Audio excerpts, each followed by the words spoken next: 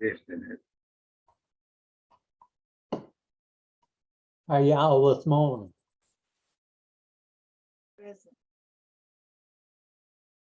I see Steve drinking again. Yeah, he quit that for about 10 years. At least he's been keeping hydrated. It might be the wrong kind of hydrated if you're drinking. We're gonna have to Margaret, why don't we see you anymore? Ma'am? She has a new computer Oh, and it's pulled her, and I guess it's wider, so she don't want to sit that close to Steve. Well, we're pretty close together. I'm right here and we're side by side, so. That He's That taller computer, than I am. well, see, that computer, I had to like, Yeah, if you said remember, something like about I it. used a different camera on that computer because it's a very tall screen Yes. and the camera's at the top of it. And so I mean, it's really difficult to, I would have to jack my chair all the way up. And even then I was like at the bottom of the screen. And I can't jack this stool up. Sorry. It doesn't Nah. jack. That's quite all right. We know you're there. Diane is at the dentist this morning, so she will not be with us. This afternoon. Yeah. Well, hopefully it goes well. I know how much you've always loved the dentist. Let's begin with prayer. God, we gather today, and as we do, we pray for Lisa, and we ask that you give her healing and recovery. We ask that you be with Barry and the rest of the family as they await test results. We pray for this time together as the book of Psalms speaks to us. May we speak to one another, to the world, in Jesus' name. Amen. Amen. You and I were talking earlier, Mommy. I don't think you know her, but Lisa Kirby, who she can't be like, I'm thinking late 60s. yeah, I think so. She retired, so she's probably mid to late 60s. Probably mid 60s. Like her parents are still living. They're 85. Oh my. But this past Saturday, she became sort of unresponsive and they thought it was a stroke, and it turns out then they thought it was brain cancer, but they did something yesterday and they're not quite sure of that, but she's on a ventilator. And Oh gosh. it doesn't look good, but now the news I'm hearing today is more promising than what I heard yesterday. So Where is she at the hospital? Lexington. Mr. Barry is with her parents. Well, her parents are with him, actually. Yeah. They're at the house. They're looking after him, and he had a cardiac rehab today, and then they were going to take him to the hospital. So he hasn't seen Miss Lisa yet. Yeah. Is that her husband? Yes. And he had heart surgery 3 years ago or so, and they think there was a stroke during that, and so his short-term memory is gone, or not good, and so they've had a tough time. But the family spans over the course of 3 Lutheran churches, which is interesting. I'm friends with both of their pastors, and so we've been in contact with each other a good bit.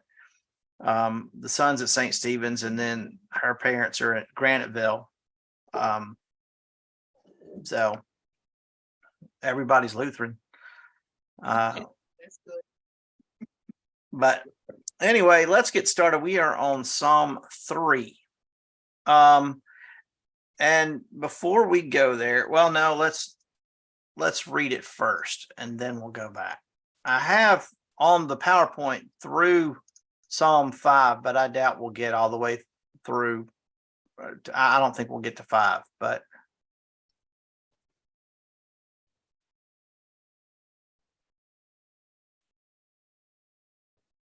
all right.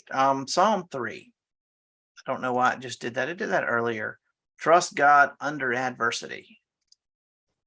A psalm of David when he fled from his son Absalom. O Lord, how many are my foes? Many are rising against me. Many are saying to me, there is no help for you in God. Selah. But you, O Lord, are a shield around me, my glory and the one who lifts up my head. I cry aloud to the Lord, and he answers me from his holy hill. Salah. I lie down and sleep. I wake again, for the Lord sustains me. I am not afraid of 10,000s of people who have set themselves against me all around. Rise up, O Lord, deliver me, O my God, for you strike all of my enemies on the cheek. You break the teeth of the wicked. Deliverance belongs to the Lord. May your blessing be on your people. Salah. Read through that and then we'll chat about it.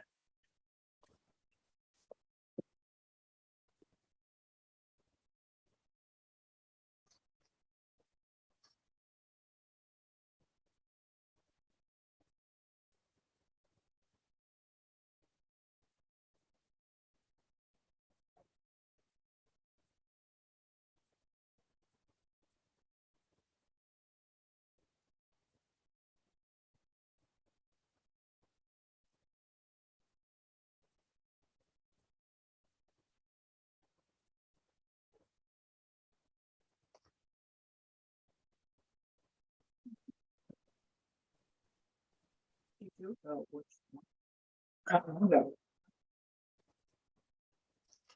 Just come like that. Like that. Put my hand.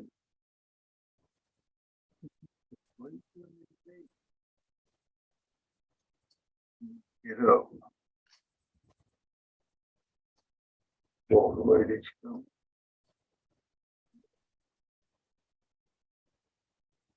Next place.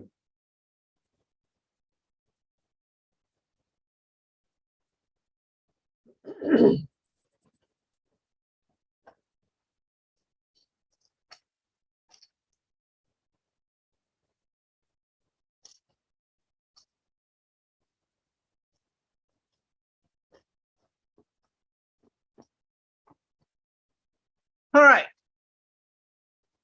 So what do you hear in that? First, I have a question. Why was he running from Absalom or hiding from Absalom? We'll get there. We'll come to that. But first, let's talk about what it says to you personally, and then we'll dig back. And I'll tell you the reason for that. The commentary that I read said that, I don't know if it just applies to this one, but many of them, that if we look at it in terms of the original part, sometimes we'll miss what it can say to us, which makes sense. And so with that, we will look at what it says to us first.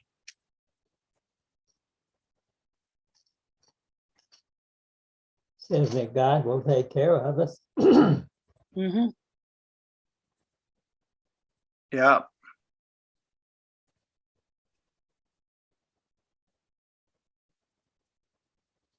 Is there anything in there that you find a little strange or off-putting?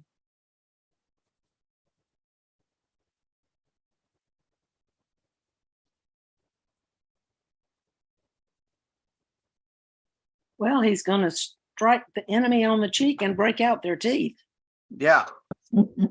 That's what he's calling on God to do. Yep. And that's a little violent. A little bit. But basically what you can hear from this is Now, there's something that we need to know because we see this a lot, and I finally now know what it means. Salah. Have you seen those in Psalms before? You Yeah, know what it means? I always pronounced it Selah. Well, either way, I got a note here that says it means a musical pause or a rest. that is one option. It also often means a change in the theme, sort of a change in the action.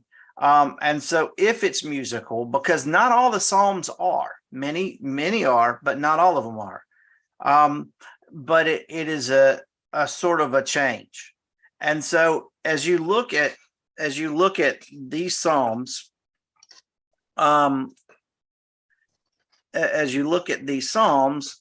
what you have is at this Psalm, how many are my foes? Many are rising against me. Many are saying to me, there is no help for you in God.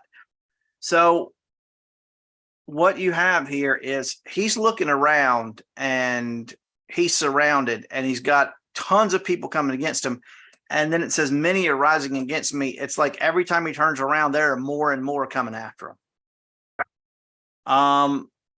And they're saying to him, there is no help for you in God. The God that they use, though, is not Yahweh. It is Elohim, which is the more generic God term for God. And so basically they're sort of telling him, yeah, your God's not going to help you now. And then you see the Salah, and it turns. But you, O Lord, are a shield around me, my glory, and the one who lifts up my head. The lifting up of the head is, if you lift up your own head, it was considered arrogant. If the king lifted up your head, like raised your head up, it was a way to give you honor, to honor you. And so it says that God lifts up his head, God honors him. I cry aloud to the Lord, and he answers me from his holy hill, which is probably Jerusalem. So they're crying to him, there's no help for you, but he cries to the Lord and God answers. And then again, the Salah and the theme turns, I lie down and sleep, I wake up again, for the Lord sustains me. So how many times, I mean, have you heard or said, because a lot of older people often tell me this, every day they wake up is a gift from God kind of thing. That's kind of what I hear in that verse, is that, well, they didn't kill me last night. I'm not afraid of tens of thousands of people, 10,000s of people who have set themselves against me all around. And so he's surrounded and he's not afraid. But then he kind of turns back and he says, all right, God, rise up. Time for you to get busy, because if you don't, I'm toast. Deliver me, oh God. For you strike all of my enemies on the cheek. That was, I mean, that's an insult to them. I mean, you know, it's sort of like, I mean, that kind of passed on through the generations. I mean, slapping somebody on the cheek is to insult them. Breaking out their teeth of the wicked, that seems violent, but it sort of refers to like the grasp of a lion, and the only way to break somebody free is to break out their teeth. And so it's sort of along the lines of deliverance, not, you know, stomping on them and breaking out their teeth. In terms of violence, it's in a way of setting him free. And then deliverance belongs to the Lord. May your blessing be on your people. In other words, I can't get out of this on my own. Deliverance belongs to your people. Yes. Even back in the verse where it talked about, and you were talking about older people saying that, thank God I'm awake. Yeah. In Martin Luther's morning prayer, he says something about, thank you for seeing me through the night, and then during the day, protect me from evil. That was in the book I gave you. Ah, one of the books.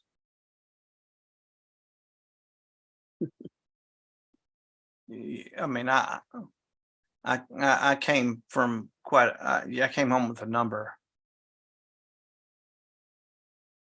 But anyway, it almost echoes that verse.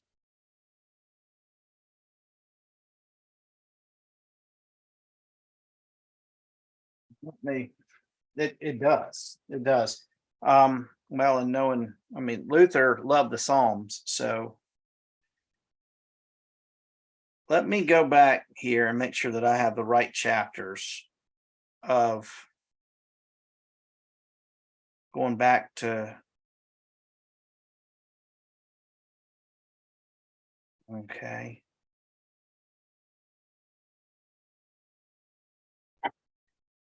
So we can go to where we are at the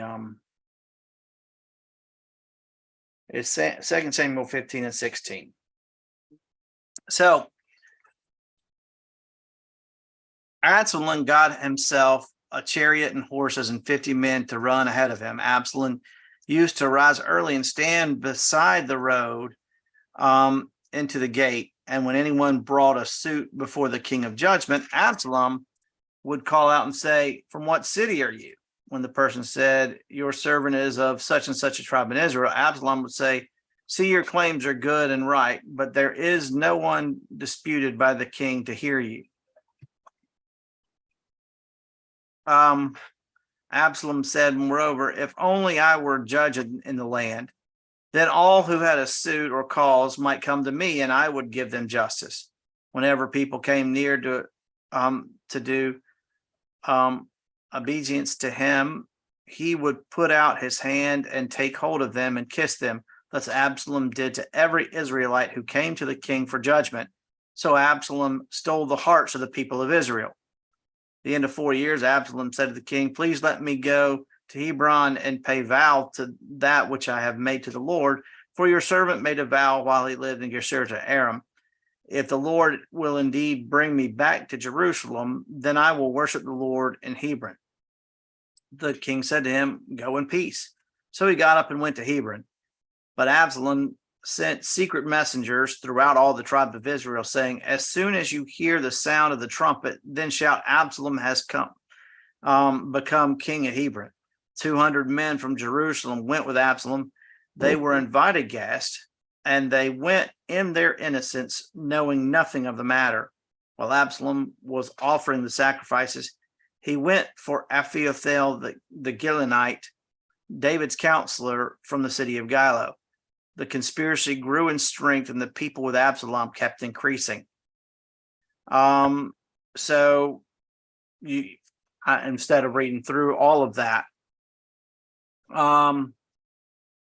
you see they're rising up against him.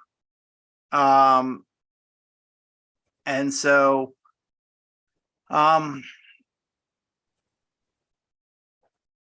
Absalom is staging a coup. Is that what? Yes, that's exactly right.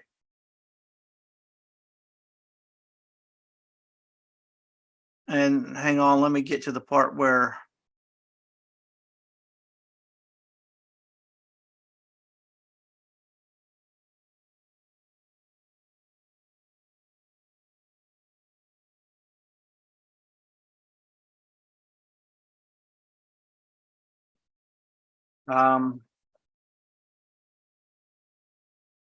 so David's upset beyond the summit.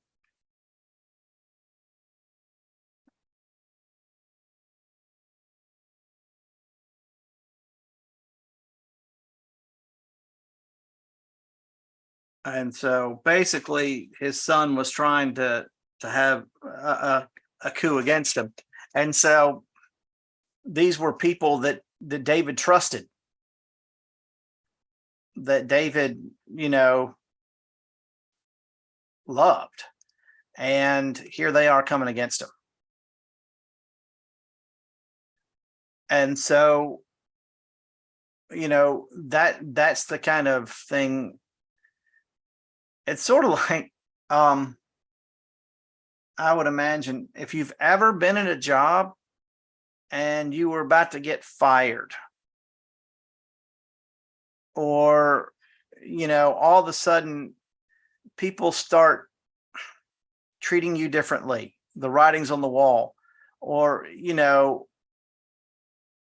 there's every time you turn around, someone else is against you.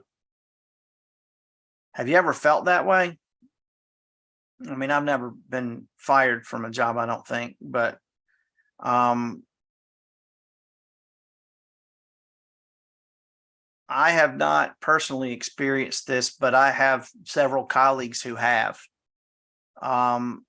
Everything's going well in their church, and then all of a sudden people are turning against them, and those people are going and getting more and more allies, and saying this is going on and this is going on and this is going on, and then you've got more and more people against the pastor, and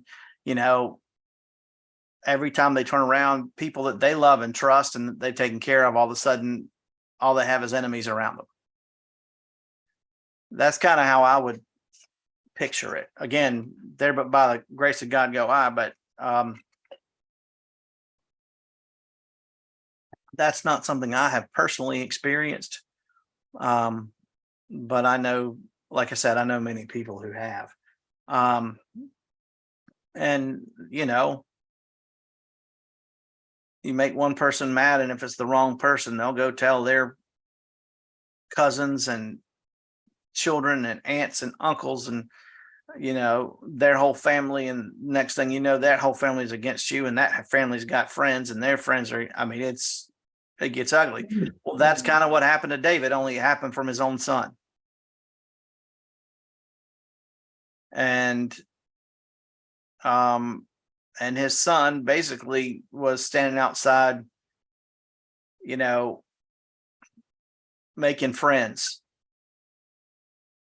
Yeah, nobody's here to listen to you. I'm making them think that, yeah, the king's not doing anything. But I'll take care of you. I'm his son. And so that you can see it, and it's almost like a boa constrictor going tighter and tighter and tighter. And so what you end up with is, please unlock your device. oh, okay. Why are you listening? My tablet, my Fire tablet started talking to me for no reason at all. See, enemies around me. But this is the kind of thing that, I'm sure a king would deal with. This was the kind of thing that Saul thought that he was dealing with. And then, and it drove him crazy, which is why he came after David. Which then it sort of became a self-fulfilled prophecy, I'm sure, because the more people that the more he came after David, the more people who loved David were like, whoa. But David also knows what it's like for, people that you love to turn against you. This is not, David loved Saul, and Saul went after him too. So he did not have it always easy, but he was doing the right thing. It's not like he didn't bring this on himself,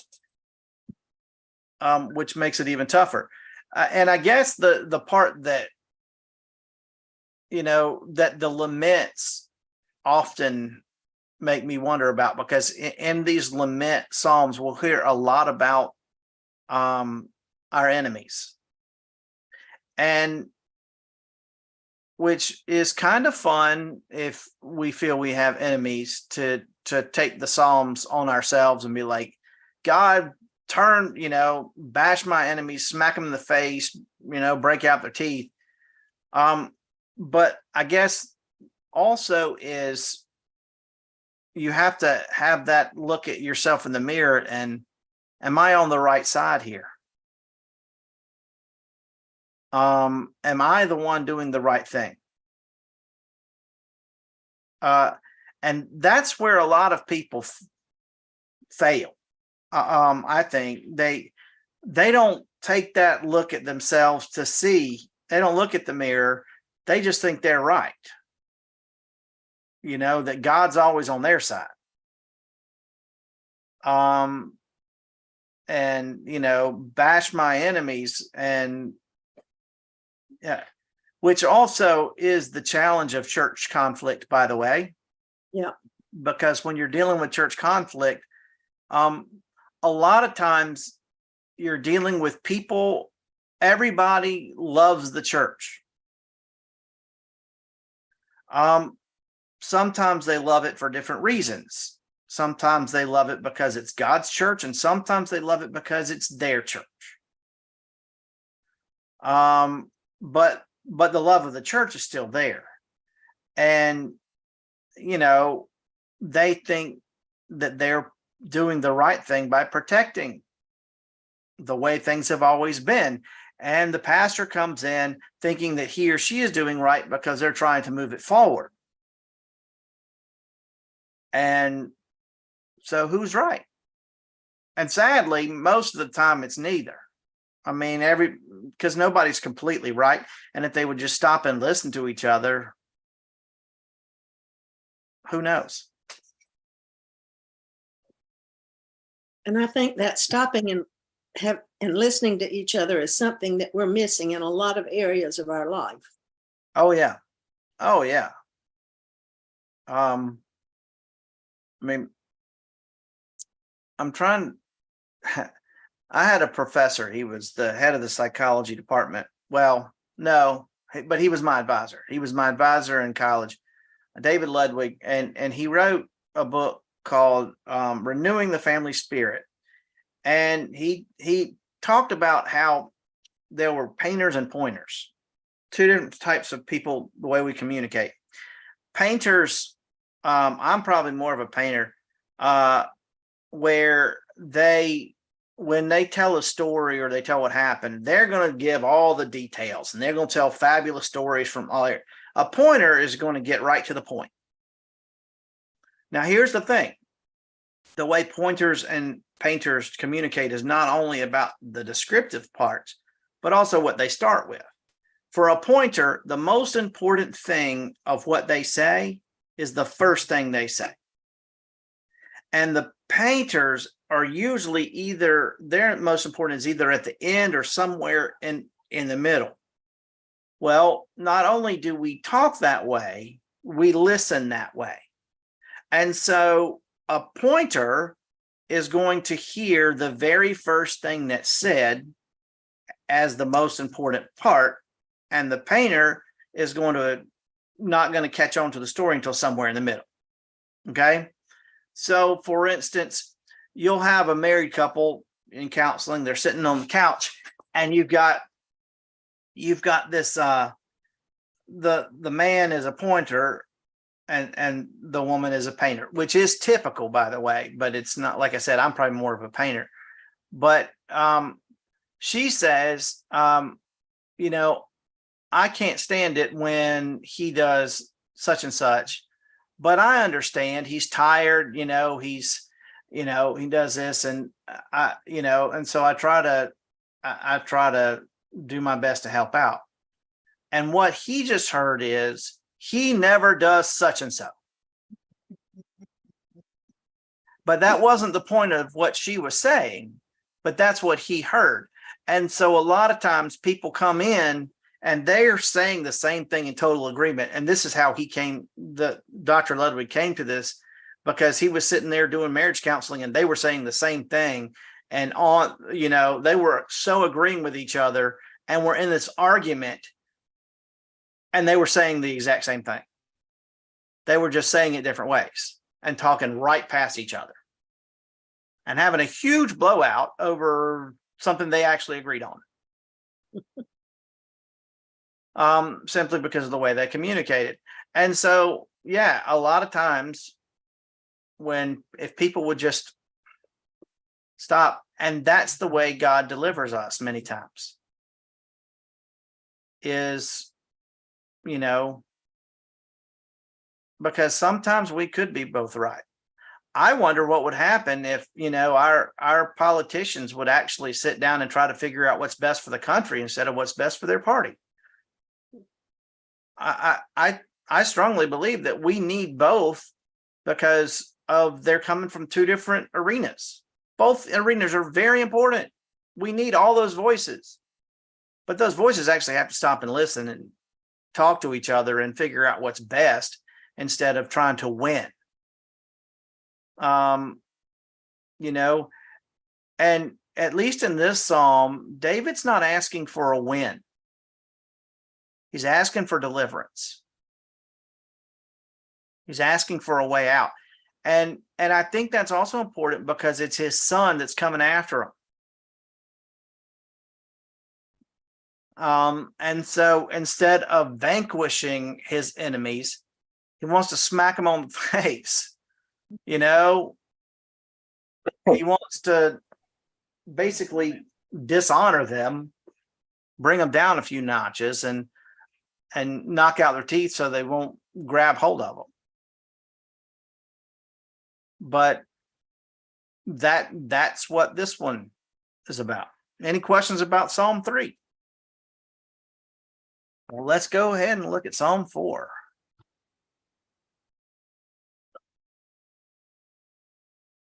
Confident plea for deliverance from enemies. To the leader with stringed instruments, a psalm of David. Answer me when I call, O God of my right. You gave me room when I was in distress. Be gracious to me and hear my prayer. How long, you people, shall my honor suffer shame? How long will you love vain words and seek after lies? Selah. But you know that the Lord has set apart the faithful for himself. The Lord hears when I call to him. When you are disturbed, do not sin. Ponder it on your beds and be silent. Selah. Offer right sacrifices and put your trust in the Lord. There are many who say, oh, that we might see some good. Let the light of your face shine on us, O Lord. You have put gladness in my heart more than when their grain and wine abound. I will both lie down and sleep in peace. For you, O Lord, make me lie down in safety. Read through that and we'll talk about it.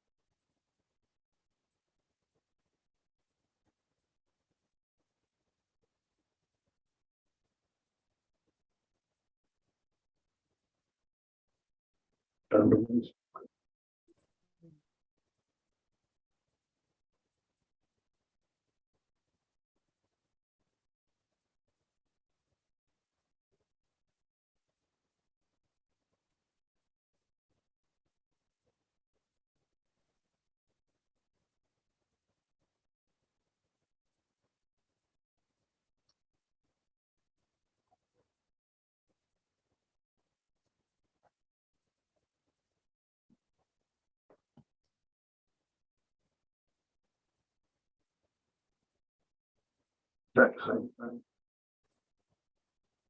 So, Don't be learn people. Bless you. Exactly what I was.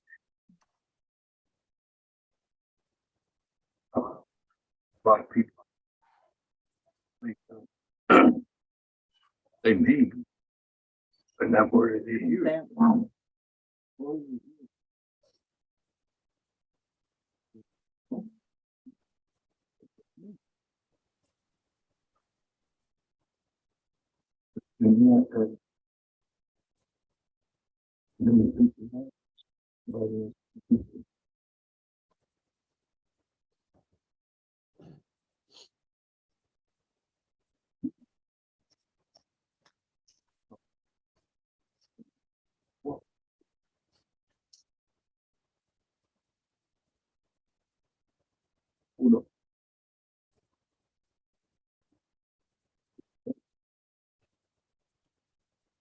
Sorry about that.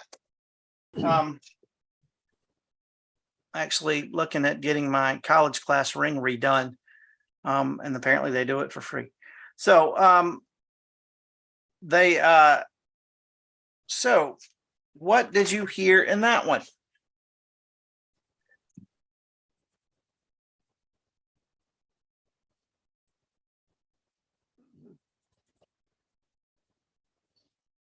Verse 9 jumped out at me, offer right sacrifices. If that was going back to Cain and Abel. Would there Yeah. be the right sacrifices?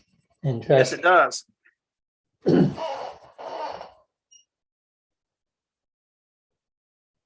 Now, I found this one kind of interesting, the way they describe it. Says, here the motivating circumstances seems to be a failure of crops as a result of some natural calamity, perhaps drought. Such distress as frequently occurred in Israel raises questions about Yahweh's ability to provide agriculturally for his people and drove many into the arms of foreign gods with their claims of prowess in agriculture and human fertility. And so that's weird because I didn't hear that. Except for where it talks about, when it talks about offer right sacrifices and put your trust in the Lord. And then you have put gladness in my heart more than when grain and wine abound. And so, but the interesting piece here is that the enemy is not human, it's circumstance.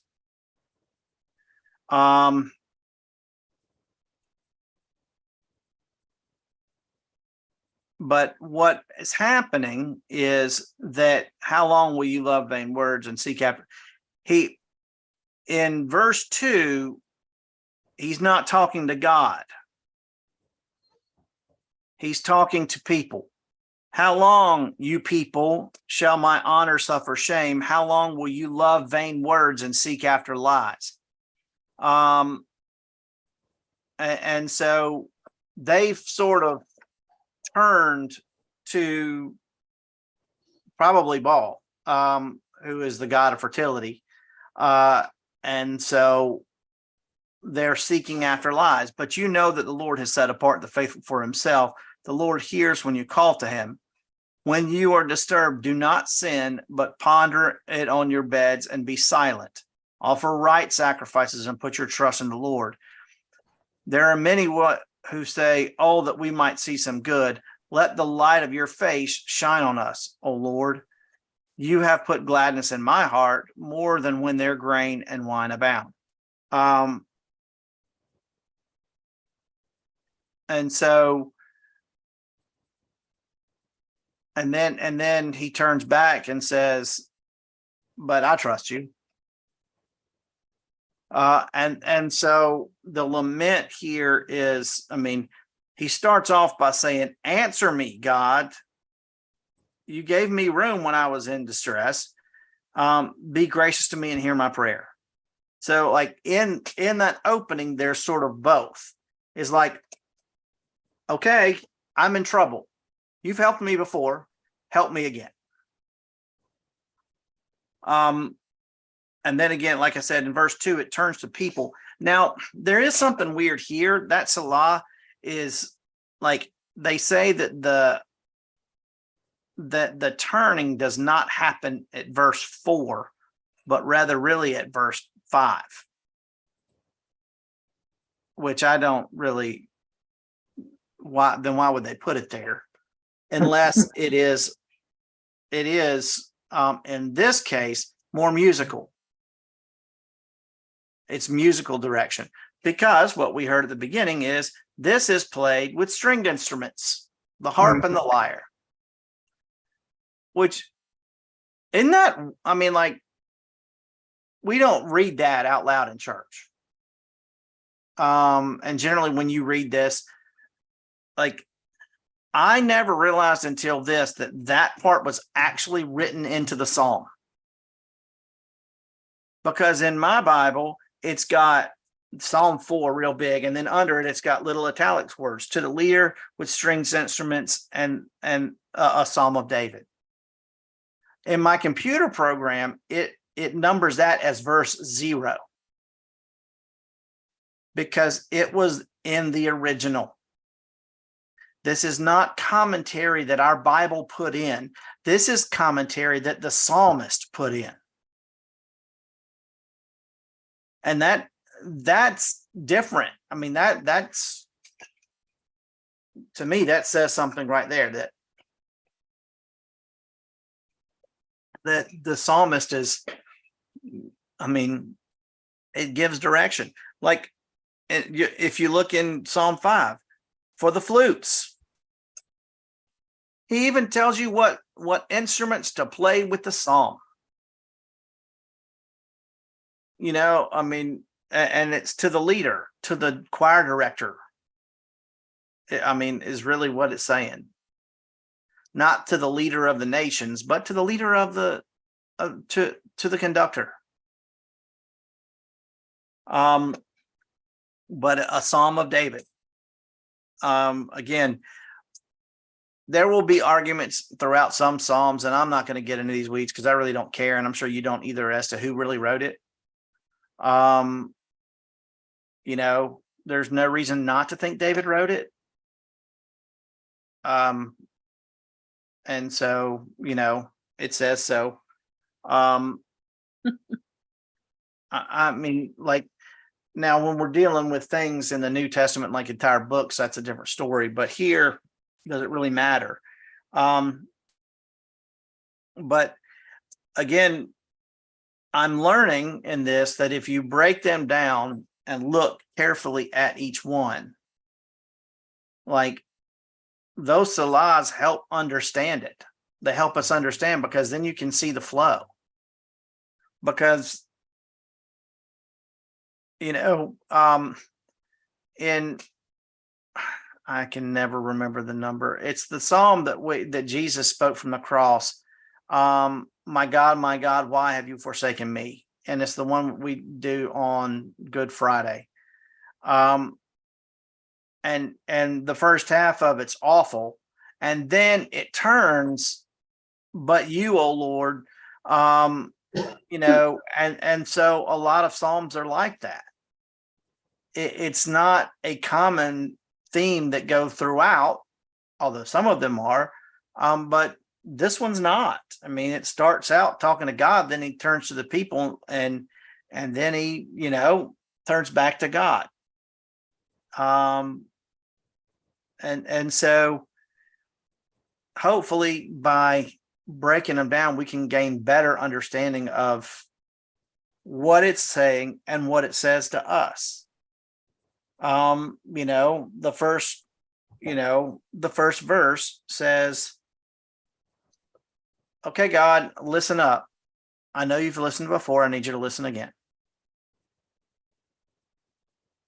but then it looks around at the other people that are falling away. Let's take this back 3 years instead of 3,000. Okay. Mhm. Back to 2020.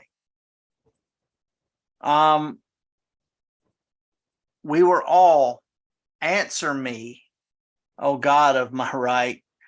You've helped us before. We need your help now.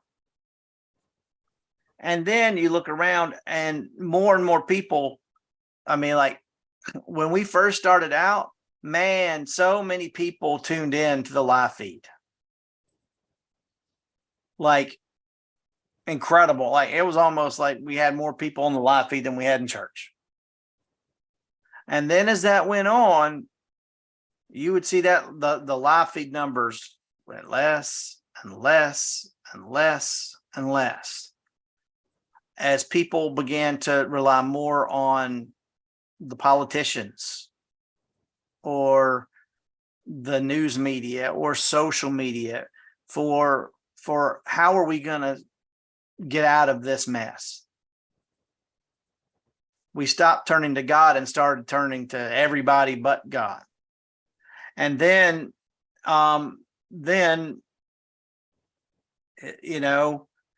we were like, well, if we do this, then we'll be okay. If we do this, put in the right sacrifices in God. And then there were many that say, let's just see something. God, help us out. And then he says, but you have put gladness in my heart more than when grain and wine abound. Look, you're going to get us out of this trouble. I mean, you've gotten us out of this, and you've got me out of trouble to the point that that goes well beyond this. And then because God, you've always taken care of me. And so you see how we can take this and relate it to us. I mean, we witnessed all of this. We went through all of this. I mean, some of y'all have dealt with drought before. I mean, God, you're going to make it rain. And so that's the kind of thing that we deal with. I love the very last verse. I will both lie down and sleep in peace, for you alone, O Lord, make me lie down in safety. Yep. That's really comforting. It also shows that nobody else can do it like God can.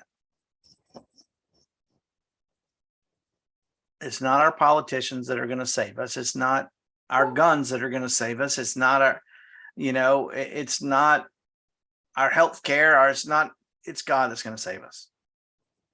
Now, God uses those things many times, but ultimately it's God who saves us. All right. Well, we do not have time to move on to chapter 5, as I did not think we would. So do y'all have any questions, comments, complaints? Yeah, I found out that the word Selah is also used in Habakkuk, 2 books of the Bible. Oh, in Habakkuk? Yeah, because it's also written in sort of form like that. I never had realized that before. Well, that's not one of the most famous books that we tend to spend a lot of time in. True. I don't think I realized it before either. And also, as I recall, isn't it like 1 page? Habakkuk, Yeah. that's about 4 chapters, I think. Is it 4 chapters? Yeah, maybe. Nahum, Habakkuk. All right. I'm at Nahum. Yeah. It's 3 chapters. 3 chapters. Yeah. But it's an oracle, and it's also written in the same way. I don't think I saw it, but in one place, so when I scanned through it. Yeah, it's in chapter 3, verse 9 at the end. Well, no, and it's in chapter 3. I see it 3 times in chapter 3. Oh, yeah. Yeah. But it's not in chapter 1 and 2. Well, for whatever good that is, now we know. Hey, we learned something. All right. Well, y'all have a great day, and I will see you soon. Hope you do. There's no Take lamp- care. The reason there's no lampshade on my lamp is because Coco eats on it. And I have not. I been- actually knew that, but yeah. Well, you can. I thought they need to know why. there's Yeah, no- you probably ought to tell them why you can't afford a lampshade anymore. They sad. They're gonna look down on me for letting my mother be in a house with no lampshades. But Well, they're in Yeah. the. yeah, I know. You have them. You just bring them out for a guest. It's your fancy lampshades, like grandmommy's soap.